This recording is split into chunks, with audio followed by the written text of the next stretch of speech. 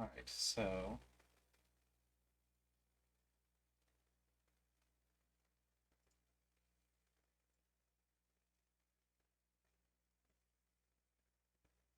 See, we could have missed this if we were... Well, it took me a while to figure... I thought this was a loading screen at first. You're loading. It sort of has a loading screen look, right? Alright, so I got a cool thing. This game is also compatible with gamepads. It's a cool thing. It says your progress saved automatically. I don't know when it is, so...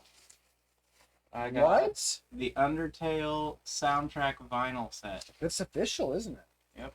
I didn't know there was one. Oh, that's interesting artwork on the back. So this is the front. This is the back. Oh, you can see most of the monsters in color, and It's a 5-disc set. Oh, that's neat. And yeah, it's got all kinds of cool friends on it. Why are you just a disembodied head? Because neat drinks. It's just a disembodied head, huh? I believe so. I never knew. And then one of my favorite friends is here. Oh.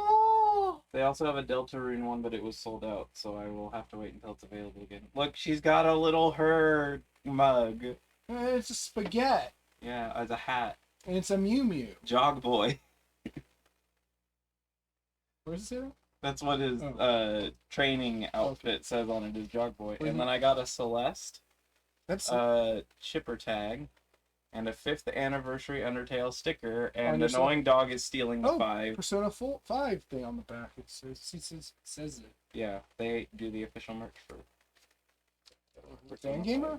Yeah. Oh. And then I also got a... I don't know if you know who this is. I think his name's Ryuji. But he's from Persona 5, I'm guessing, Yes, he because is. the patterns look very Persona-y. He is Persona 5 guy. He has a skull mask. Oh, so he's the popular guy. No, you don't play as you're not. That would go against Persona 5 if you're play. Yeah, you were the popular guy. No, I mean, like, a character that people like. People like most of the characters except for the pancake guy. So, I was very excited when this came because I didn't know it was shipping right now. Yeah, I love the artwork. So I have that, which I will have to put in a safe place. I can't put it with my other vinyls because it's too big. And then I got a cassette from Undertale. my friend Trapes. I got it from his Agape label for Sky Too High. I bought it. It is the onset of winter. And some snacks. I mean, there's tea, and then the other thing is incense, so it's not really snacks. You could eat it, I wouldn't recommend it. but it's possible. I wouldn't recommend it. I guess I want to do a snack if you wouldn't enjoy it. Yeah. But maybe it's tasty. It's Bandana Man's bandana. I heard you say it's banned. And then, so I showed you the thing, but I didn't show you this thing. Is it me? Oh no, it's you. Oh whoa! I finished coloring it. How's a rabbit blush? It's really thin furs. Okay. And so yeah, I finished coloring it. And then I also saw a toad the other day. He will hop. Oh no! What are you gonna do about it, Shin? It is all over for me. Yeah, there's nothing you'll be able to do. He will hop. Yeah. So I posted that in a Discord and they just replied, "What if he doesn't hop?" and you didn't know how to handle that either? Yeah, but I mean, he will. Yeah, but what if he doesn't? He will. It's not relevant if he doesn't, because he will. Alright, we're doing another different game. Ah, this is very loud. Cloud storage. Oh, look, credits! Wow, that one's a quick and easy credits. Yeah, small team. I had it took 2 people to do the creature lore. It's good. Video games. Oh. So I don't know whether today will be a 2-game stream or a 1-game stream. Neither It do all I. depends on how What save should we? Do you want to play? I think we should do this. No. Rude. Shouldn't ask for my advice. And Oh then no, take it's it. Frieza. But it could also be Duran. Classic. Kind of Dark Dream. Do not be alarmed. This is merely a dream. Oh, it is Dark Dream. Because it's Dark Dream in Japan. Dog Boy. Or Jog 608. Could be. You are the monarch of Siralim, yes? As you are in every Siralim. You try to say yes, but this happens to be one of those dreams where you can't speak. You also try to nod your head, but you can't move either. This game has a sense of humor. It gets kind of mean sometimes. Whew, that's a relief. Imagine how an amateur should seem if I had invaded the wrong dream. Don't worry, despite your sleep paralysis, I can read your thoughts just fine. So we can communicate that way. Now then, what should I call you? Alright. You have to keep it. Oh. It's not gonna happen all along. Kishin, you say, fine name indeed. Well, if you knew we were the monarch, then shouldn't you also know our name? You can call me Caliban. You might think of me as a ghost, or a phantasm, or something of that nature. In other words, I don't exist in your world. Or a character from The Tempest. I have another question for you. What is your specialization? Friendship. So yeah, there's a lot going on here, but I've researched all of them. Don't think too hard, you can always change it later on. Yeah, you have to do a bit before you can, though it's not that hard to do. There's the animator who specializes in that guy, as in, like, all their whole thing revolves around their other monsters empower their one animatus. Blood Mage, who is all about taking damage and being stronger at low health. Which we don't like. I'm scared of him. The Kabbalist, which is all about giving your monsters spells mid-battle that you didn't even equip them with. You can just give them new spells just whenever. Which also means that you'll never really run out of spells, because your spells in this have a charge system. You only cast them so many times per realm. Mind you, a realm isn't that long usually, so it's not a big deal, but with this, you have spells you refresh every battle. So it's all about just, I don't know, it's one of those ones I know at least. There's a cleric who's about protect. Okay. Yeah. Also, the starting creatures aren't that important. Apparently in 3, they were like super unique rare monsters, but in this, they're fairly generic, except more uncommon. Yeah, except for the Animatus. Which is unique. Yes, because his whole playstyle revolves around it, but I think if you switch to him, you'll probably get one, because otherwise you couldn't play as it. This seems to be kind of a late game issue. The Defiler, who's all about Damage. debuffs, and according to the lore is just super evil. And also, it has Babby. I don't know why. The Evoker's all about casting a whole bunch, and like just over and over again, just casting and casting and casting. And equipping gems of other types. That monsters can equip spells that aren't their type if they want. So they get stabbed. No. There's the Hell Knight, who is key attack. The Inquisitor also seems kind of evil lore-wise, but is all about doing things like healing enemies to hurt them. It's basically about using healing for offense and healing. What? He's a weirdo, I know. So it like reverses the effect? Yeah, when you cast healing on your enemy, it hurts them instead. I guess that's a armor piercing. I don't know. I think that's just kind of spell damage, which spells are only affected by half of your defense. So it's slightly armor piercing. There's the monk, who's... I don't remember you being on the starting choices. He's got an orange in his hand. The summer aspect, yeah. He's about... See, it's an orange. Well, it's the summer aspect. Yeah, oranges are summer. He's giving it to you. He already cut it and everything. Isn't that nice? Or it's a ball, like an orb of light, but I think it's an orange. It's an orange. He's about dodging and counterattacking. Making your monsters really resistant to regular attacks. I'm not sure how they work in spells. There's Necromancer. who's about the minion buffs. A minion is just a kind of status effect that does things at certain times. Like sometimes the status effect will deploy charges to protect or to help you attack. He's all about those, and he has a weird dog. He do black. There's the Pyromancer, who's all about the burning debuff, which is damage to enemies, and also you give it to your own creatures too, but it works as a buff on them instead. And he looks like a punk kinda. There's the Reaver, who's very interesting. He's all about fighting very slow. Which is kind of the opposite of what it sounds like ours would end up being.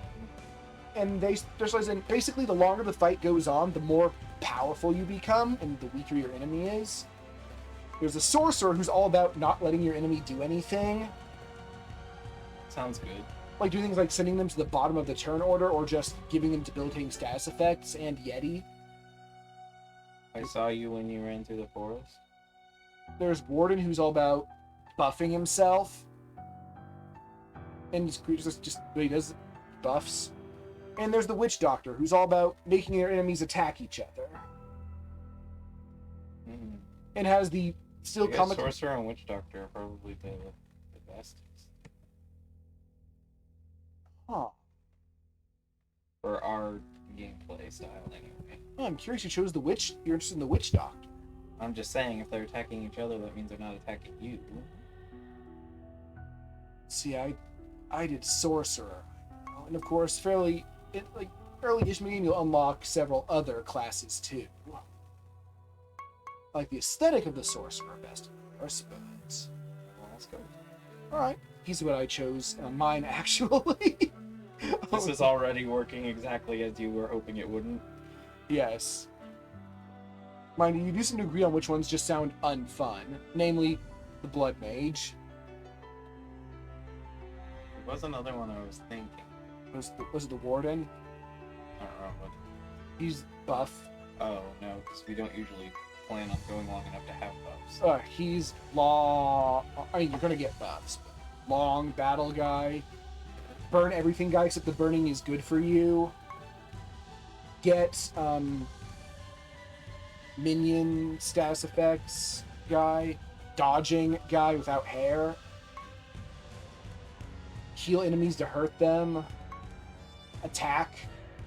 Oh yeah, Hell Knight, that would. That is the opposite of what I'm currently doing, which could be interesting. I don't... That's what she said. But it does! You're interested in the Hell Knight, huh? Yeah, it's attack. I do find that the Chaos element, the Chaos class, seems to be the one that has most of my favorite boys, and... Because they have multiple arms. Well, that's the starting creature. You know, let's try this. It's not my aesthetic, but I do like the gameplay, and we can change our appearance eventually. Yeah, because right now he looks so edgy. Oh, and that's what I said. Wow, you took so long to tell me your specialization that you slept well past your normal waking time. I'll get right to the point then. So Does I guess it say that all the time? I don't know. It always does when I play. Because you think too hard. Yeah, but again, I like how I'm thinking because, oh boy, I have so many good choices. You know the Kingdom of Nex, correct? You try to say, yes, of course I know of Nex. They're our most trusted ally, and we often trade jarred goods with each other. We are still unable to speak. As I thought, listen closely, Kishi. The King of Nex is not who you think he is. Recently I discovered that he managed to get his hands on the ultimate Nether Orb. A powerful relic that could be used to bend the gods to its users. I fear that he'll use this orb to take control of the entire world of Rhodia. You attempt to snort dismissively and ask Caliban how he could possibly know of the ultimate Nether Orb's whereabouts, much less the King of Nex's ambitions. I'm confident in my accusations. I observed his dreams, and have seen what he plans to do after his Magi have fully charged the orb. His future actions do not bode well for Rhodia. You don't have much time. Awaken now. Tell your most trusted advisors what we spoke about in this dream. Merely a strategy to infiltrate Nex and steal the ultimate Nether Orb, so that it will not be used for ill purposes. Good luck, Kishin. We will speak again soon. Good morning, my liege. Oh, look, it's our monster. He's like being all menacing at us, and we're being all menacing too. Yeah, we're like Shadow the Shadow. We are edgy. We'll get over it. Well met, Kishin. Hail, Kishin. I hope this day finds you well. After nodding impatiently through the onslaught of greetings, you tell everyone about the dream you had last night. All right, everybody, shut up. I got things to tell you. This game does some silly dialogue. Caliban, eh? Hadn't heard that name in quite some time. But they say that if Caliban appears in your dreams, he'll haunt your sleep until you do as he says. Zamaos has the right, at least as far as the rumors claim. Well, sounds a bit superstitious to me, like how you're supposed to bring cats aboard a ship for good luck. Or how you should kiss your granny on the lips while her mouth is full of porridge to rid yourself of disease. What? Yeah, you know. What? Anyway, I say we wait things out and see if Caliban shows himself again. No sense in worrying about something that might have just been a trick of the mind, Kishin. Indeed, as for me, I don't believe Caliban exists at all. Just an old story to help pass the time in the taverns, is all it is. Suddenly, unimaginable pain spurs up the back of your neck and through your forehead. You wince from the agony of it all, and before long your vision fades into darkness. Guitars! Oh, you got cheated for being a Hell Knight. Is that so? You don't believe in me? How about now? What do you mean, Kishin? Why are you making your voice so deep all of a sudden? And why are your eyes glowing red? And why are you floating a few inches off the ground? It's not Kishin, you fool. It is I, Caliban. Quit messing around, Kishin. You're not Caliban. I mean, You're not acting weird enough for them to think something's going on. And to be fair, I guess as a Hell Knight, we probably do seem pretty edgy normally, and our eyes probably do normally glow red for now. It's a sad day indeed to learn that the fate of Rhodia rests in your incompetence. Yes, indeed, I am Caliban. Does my appearance truly leave everyone so skeptical?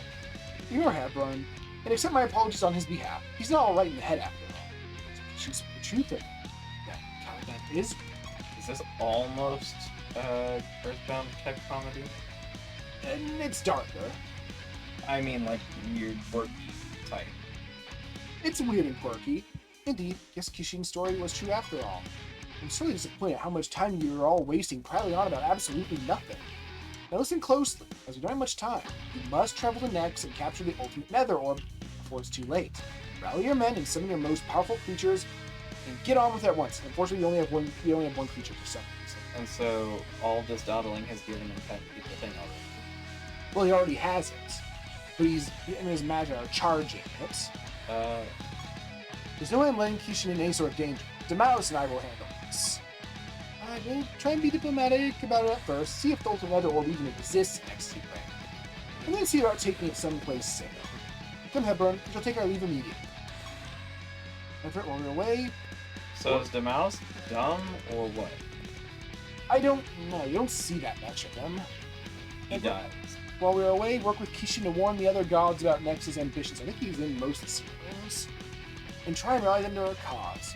But I don't think they're direct sequels. If our visit to Nex doesn't go according to plan, we'll need all the help we can get. AUs? What? Are they AUs? Mayhaps. We'll do what we must. Take care of Damaus, Hebron. Farewell. Nice meeting you, Sir Caliban. Very well. It's time for me to relinquish my control over this spot. In the future, I pledge to communicate with you all a little more gracefully. As I say, I won't overtake Kishin's body and cause him excruciating amounts of pain. Oh, I almost forgot. So I am friends with the person who works at a place where they sell things, and they found this and they thought that it was funny and they gave it to me. Microfiber floor mop redill. It's not a refill. It's a redill. On the official packaging. Right then. That just happened. Which is a quote I very much like. I'd offer to make the pilgrimage across Rhodia to warn the gods in your stead. But we both know you're better suited for the task. Well, he gets it. It's also a video game. Yeah, he gets it. Diplomacy's never been a point of strength for me. Not to mention the gods will respect you more for seeking their aid in person. It's been a while since you've been out and about, so let's spend the rest of the day getting back in the swing of things. When you're ready, say the word and we'll begin your training. I can go real quick.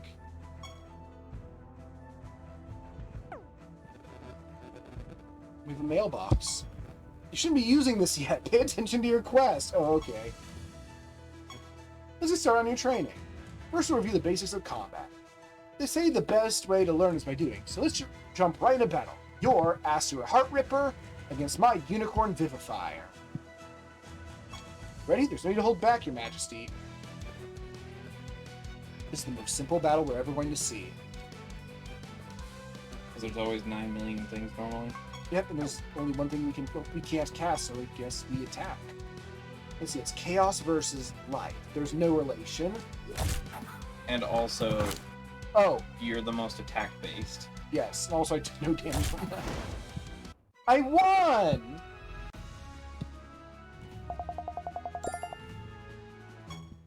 Well done. That battle was fairly straightforward since both was only one creature. Later, you'll be able to take up to 6 creatures with you on your journey, and you'll fight up to 6 enemies at a time as well. After you defeat an enemy, you'll gain some of that creature's mana, so you don't have to spend turns extracting cores anymore. You just have to defeat them. That's good. It is. After you gain enough of the same type of creature's mana, you'll be able to summon that creature and use it in battle. Usually that amount of mana you get from one creature. Except with really rare ones or something. Yeah, no mimics are stubborn. So since you've defeated my creature, you now have enough mana to summon your very own Unicorn Vivifier. Oh, so you already got the rare unicorn. No, that was a different one. Mind you, this is my favorite one, probably. Head eastward to the summoning razor, summon a new Unicorn Vivifier. Not the summoning Brassier, Brassier. as I would call it. Yeah, summoning Brassier. You know. Boobage. And the Unicorn Vivifier has the lovely ability of when it attacks, it resurrects a random ally. Half health. It has a chance. No, it will when it attacks. Every time. Yes. Guaranteed. Unless something says it can't, it will. So they're really annoying to fight. Unless you take them out first. So it's a strategy thing. I mean, I've taken on teams of nothing but them before, but that's because my strategy involves everything exploding immediately. It's fine. Nothing, they shouldn't be attacking. But yeah, no, traits are extremely powerful. They're the biggest point of a creature typically. But yeah, no, traits are... I'm loud. When I turn up the volume. Only when you turn up the volume. I mean, also in general. Let's see what our... Oh, he's nervous! Look at him, he's nervous. It's his nature. Low health, high speed. For an attacker, I guess that's fine. I mean, to be fair, if I were going to think of something nervous, it looks like a very nervous creature. No, Unicorn is careful. Oh, it has bad attack, which is bad for it, because it's one of its better stats. But I guess an attack is not necessarily attacking to attack. It attack to protect. And its intelligence is... No, it's innate. Unicorns should not be careful. It's not good for them. It's weird. It sounds accurate to a Healy guy. We might fuse them into something. The trait for Aster is he does double critical damage. I think crit adjustments are some of the more boring buffs. Because they don't always do anything. Yeah, I was gonna say, it's heavily luck-based. Oh, we're gonna get a lot of notices. This game loves to ping you. So it's like the cell phone? But more, probably. Very good, your Unicorn Vivifier will serve you well. Always remember to check the summoning Brassier to see what new creatures you can They were select. just gonna call it that from now on. Next, you should take a look around the castle and familiarize yourself with its facilities. Your first step should be the menagerie. You'll find it in the western wing of the castle. Speak with Norda once you get there to learn more about it. Oh, here's how you can talk to your creatures. What they say depends on their race and nature. Let's see as well. We're wasting time here. Let's keep moving. There's still plenty of enemies to defeat. He sounds nervous, right? Maybe they meant anxious. He's incredibly sure of himself. They're not arrogant in the slightest. Such confidence is inspiring. It's very weird for it to be so sure of itself when careful. Good day, Majesty. Welcome to the menagerie. What can I help you with today? Yes, in order to explain the ins and outs of the menagerie. Ah, great question indeed. That's a great question. It's a good question. I'll take care of your creatures for you while on your journey. You can only add up to 6 creatures in your party at a time. So you can leave any extras here, and I'll ensure that they're kept in tip-top shape. That is to say, I'll make sure they don't die of starvation or severe dehydration. Good. I mean, that sounds like the bare minimum of your job. You can return to the menagerie at any time to swap out a creature from your party if you'd rather take another one with you instead. That's all there is to it. Farewell, Kishi. Oh, Sus. oh. Welcome back. Hope you enjoyed your stroll around the menagerie. Next, you should visit Sabon, the blacksmith. Teach you how to forge and equip your creatures with artifacts. Some will say with creatures. Yes, we don't do that. Afterwards, speak with Ray the Enchantress. She'll teach you how to craft spell gems for your creatures to use in battle. Alright, I think that we did the AI weirdness about pranks, right? We've done multiple. The pranks you can do at home from the newest one. Yes. That. With stuff like install a fake microwave on the wall that you never use. They don't say, I can tell you're here to forge an artifact for one of your creatures. Take it back by the fact that Sabam thinks himself clever for knowing you're here to make use of his only function. Sus. Oh no. I can tell by looking in your eyes I think I can only forge artifacts. The truth of the matter is that there's plenty more that can be done to an artifact that can be forged, but let's not get ahead of ourselves. Each of you can equip an artifact, which is either swords, shields, staves, boots, and helmets. Those are the only. Yes. The type of the artifact determines stats. Swords that boost attack, boots and boost speed, shields defense, staves intelligence, and helmets hit points. I might have gotten hit points and defense mixed up. An artifact, forge it. Alright, now we must build a sword. Thankfully, our main monster can make good use of it. Because it's an attack type boy. Did you not hear me? I said forge a sword. Bossy. Ah! Yeah, sword. Well done, that was easy enough, wasn't it? It has a tier that he can upgrade, which increases his stats, and it unlocks slots you can socket other materials into to make it more good. Upgrade it to tier 3 now to give it a slot, okay. Dink, dink. I did it. Gains a new stat slot. Oh, he wants to socket it already, okay. Not giving me a lot of choices here. Thankfully, Don't you love tutorials? Thankfully, he's making me do exactly what I already want to socket it with. More attack. That's what I want in a sword. That's what I want my attack booster. More attack boosting. Some slots are more interesting than that slots. Now your creatures do all kinds of crazy things in battle. It's true. It can give you even a new trait. And traits are magic. And it's useless if it's Like not an additional trait or replacement? an additional trait. It's your creature. Every creature has a trait of its own. You can fuse one other trait into it. Mind you, once you fuse a creature, you can never undo that. And equipment can grant traits too, but it's really hard to get more than one. So it's easy to get 2 traits. It's kind of difficult to get 3, and it's a lot to get more than that. But 3 traits on 6 creatures is 18. which is fun. And there are more interesting traits than the ones you got. Yes. Again, there's a trait of when one of your creatures casts a spell, there's a 50% chance they'll cast it again. Which I think is interesting. Morgan, Does whenever it use up extra mana? I think so, unless you're an invoker.